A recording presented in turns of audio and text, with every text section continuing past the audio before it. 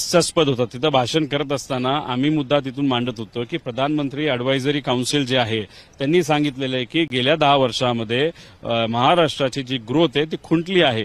Per capita income म्हणजे प्रत्येक व्यक्तीला जो इन्कम असतो, जसं तुमचा आहे, समजा भजीवाल्याचा आहे, शेतकऱ्याचा आहे, माझा आहे, कष्टकऱ्याचा आहे, याचा ओव्हरऑल इन्कम महाराष्ट्राचा घेतला तर तो आता कमी घसरत चाललेला आहे। एक्सपोर्टच्या बाबतीत महाराष्ट्र कमी पडतोय, गुजरात पुढे चाललंय। हे मी नाही, प्रधानमंत्री म्हणजे मोदी साहेबांचं जे अॅडव्हायझरी काउन्सिल आहे त्यांनी सांगितलेलं आहे। हा मुद्दा जेव्हा आम्ही मांडलो तेव्हा फडणवीस साहेब म्हणले असं काय नसतं, म्हणजे जिथं कुठे तुम्ही अडचणीत येणार आहे हे मुद्दे आम्ही पुराव्यासकट मांडतो तेव्हा तुम्ही म्हणता की हे असं काय होत नसतं। आता त्या नंबर प्लेटचा मुद्दा मी मांडला, 550 कोटी, मी आधीपासून 550 कोटी म्हणत होतो, तेव्हा हे म्हणत नाही सगळ्यात कमी 400 काहीतरी, नंतर त्यांनी मान्य केलं 550 कोटी आहे।